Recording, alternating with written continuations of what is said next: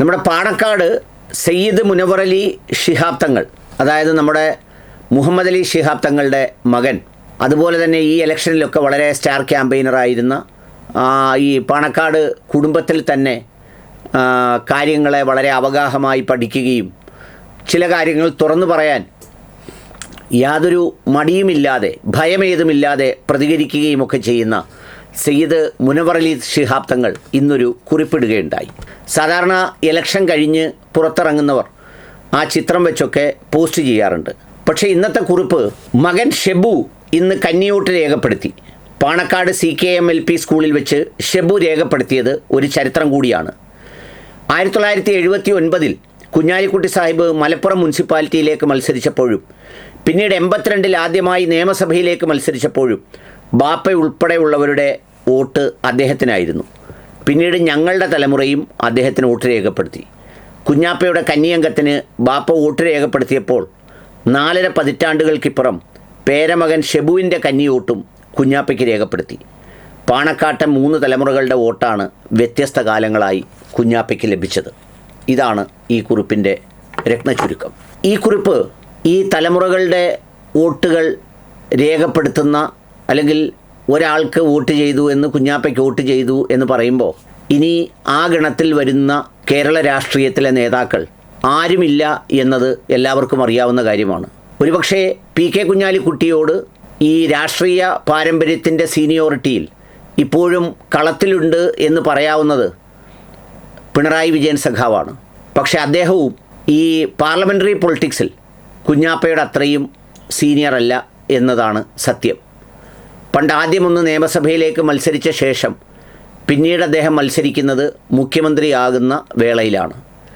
എന്നാൽ PK കുഞ്ഞാലിക്കുട്ടിയെ സംബന്ധിച്ചിടത്തോളം ഈ കുറിപ്പിൽ പറയുന്നത് പോലെ 79 മുതൽ മുനിസിപ്പാലിറ്റിയിലേക്കും പിന്നീട് മലപ്പുറം അസംബ്ലി നിയോജക മണ്ഡലത്തിൽ നിന്ന് മത്സരിക്കുമ്പോഴുമൊക്കെയാണ് ഈ മുഹമ്മദ് അലി ശിഹാബ് തങ്ങൾ അദ്ദേഹത്തിന് വോട്ട് ചെയ്ത ആ ഒരു ചരിത്രം ഇപ്പോൾ മുനവർ അലി തങ്ങളുടെ അദ്ദേഹത്തിൻ്റെ മകൻ വോട്ട് ചെയ്തത് പറഞ്ഞുകൊണ്ട് സൂചിപ്പിക്കുന്നത്.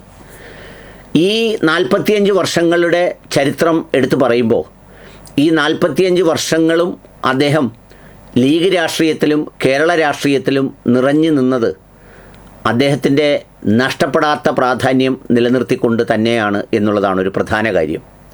സാധാരണ ഒരുപാട് നേതാക്കൾ കാലഹരണപ്പെട്ടു പോയവരുണ്ട്, കാലത്തോടൊപ്പം സഞ്ചരിക്കാനാവാതെ പിന്തള്ളിപ്പോയവരുണ്ട്.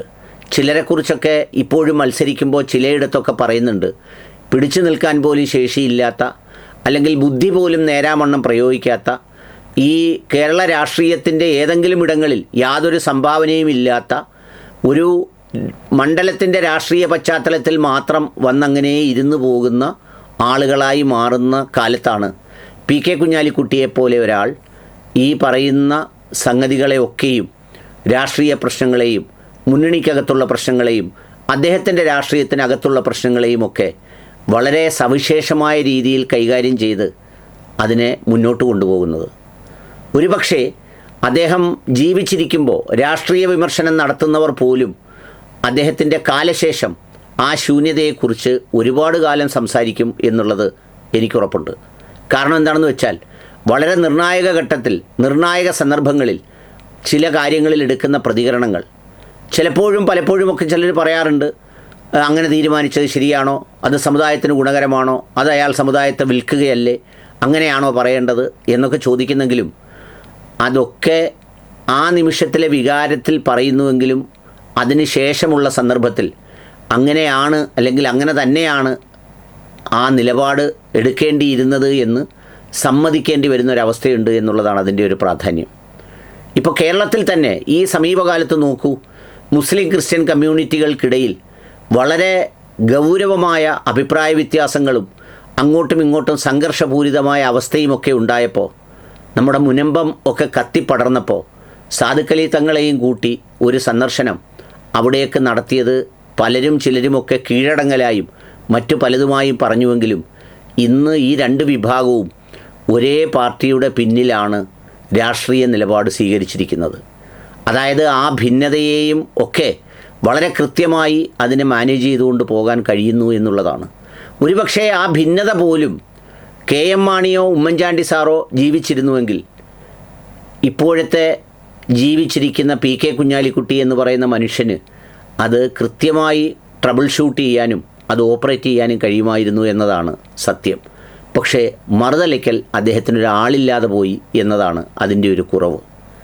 ഞാനിത് പറഞ്ഞത് ഈ സന്ദർഭത്തിലും ഇപ്പോൾ ഏറ്റവും ഒടുവിൽ സാദിഖ് അലി ശിഹാബ് തങ്ങളുമായി ബന്ധപ്പെട്ട ഒരു വ്യാജ ആരോപണം പ്രത്യക്ഷപ്പെട്ടപ്പോൾ അവിടുത്തെ മാധ്യമപ്രവർത്തകരൊക്കെ റിപ്പോർട്ട് ചെയ്യുമ്പോൾ കുഞ്ഞാലിക്കുട്ടിയും പാണക്കാടുണ്ട് എന്ന് പറയുന്നിടത്ത് അതിൻ്റെ ഏറ്റവും ഉചിതമായ ഒരു പരിഹാരം, ഒരു ഉത്തരം, ഒരു ഇടപെടൽ അവിടെ നിന്ന് ലഭിക്കും എന്നുള്ളതാണ് ഒരു മനുഷ്യൻ്റെ സാന്നിധ്യം കൊണ്ട് ഒരു ആളുകൾ അർത്ഥമാക്കുന്നതെങ്കിൽ പലതരത്തിലുള്ള കല്ലേറുകൾ ഒക്കെ ഏറ്റുവാങ്ങുമ്പോഴും അതിനെക്കുറിച്ചൊക്കെ ഞാനും പല അഭിമുഖത്തിൽ ചോദിച്ചപ്പോഴും അത് അവരെന്നിൽ പ്രതീക്ഷിക്കുന്നത് കൊണ്ടാണ് എന്നിൽ ചിലപ്പോൾ അവർ നിരാശരാകുന്നത് എന്ന് പറഞ്ഞൊഴിയാനാണ് അദ്ദേഹത്തിന് ഇഷ്ടം. അതുപോലെ തന്നെ കേരളത്തിൻ്റെ സെക്കുലർ ഫേബ്രിക്കിന്, മതേതര മനസ്സിന് ഒരു പോറൽ പോലും ഉണ്ടാകുന്ന ഏതെങ്കിലും ഒരു വാക്കോ പ്രവൃത്തിയോ ആലോചനാരഹിതമായി അല്ലെങ്കിൽ പൊടുന്നനെ ചാടിക്കയറി വികാരപരവേശത്തോടെ പറയുന്നൊരു കുഞ്ഞാലിക്കുട്ടിയെ നിങ്ങൾക്ക് കാണാൻ കഴിയില്ല. ഞാനും ഇതുവരെ അങ്ങനെ കണ്ടിട്ടില്ല. ഇപ്പോൾ വെള്ളാപ്പള്ളി നടേശൻ്റെ ഏറ്റവും വിദ്വേഷകരമായ പ്രസ്താവനകൾക്ക് പോലും അതൊന്നും മറുപടി പറയേണ്ടതില്ല, അതൊക്കെ ജനം തള്ളിക്കളഞ്ഞതാണ്, മറുപടി അർഹിക്കുന്നതല്ല എന്ന തരത്തിൽ 2 or 3 വാചകങ്ങളിൽ അവസാനിപ്പിക്കുമ്പോഴും അതിനുചിതമായ മറുപടി പറയാൻ അറിയാത്തൊരാളാണ് PK കുഞ്ഞാലിക്കുട്ടിയെന്ന് ആരും പറയില്ല. പക്ഷേ അങ്ങനെ പറയുന്നത് കൊണ്ട് ആ പറച്ചിലിൽ അവസാനിക്കുന്നതിന് പകരം മറ്റൊരുപാട് കാര്യങ്ങൾ ആരംഭിക്കും. അത് തന്നിൽ നിന്നുണ്ടാകരുത്, അതൊരു ശരിയായതല്ല എന്ന തിരിച്ചറിവിലൂടെയാണ് അദ്ദേഹം അതിനെ അവതരിപ്പിക്കുന്നത്. ഏറ്റവും അടുത്ത സമയത്ത് കേട്ട ഒരു പത്രസമ്മേളനത്തിൽ എന്തോ വ്യക്തിപരമായ ചോദ്യം ചോദിച്ചപ്പോൾ ഞാനങ്ങനെ വ്യക്തിപരമായി ആർക്കെതിരെയും ഒന്നും പറയാറില്ല എന്നറിയാമല്ലോ എന്നൊരൊറ്റ മറുപടിയിൽ അത് അവസാനിപ്പിക്കുകയാണ് ചെയ്തത്. ഞാൻ പറഞ്ഞു വരുന്നത് 4.5 പതിറ്റാണ്ട് അങ്ങനെ നിറഞ്ഞു നിൽക്കുന്ന ഒരുപക്ഷെ ആ തലമുറയിലെ അവസാനത്തെ അനുഭവ സമ്പത്തിൻ്റെയും പ്രായോഗിക രാഷ്ട്രീയത്തിൻ്റെയും അവസാനത്തെ ആളാവും PK കുഞ്ഞാലിക്കുട്ടി. അത് ഈ ചിത്രത്തിനോടൊപ്പം ഇപ്പോൾ പറഞ്ഞില്ലെങ്കിൽ പിന്നെ ഇപ്പോൾ പറയാനാണ്.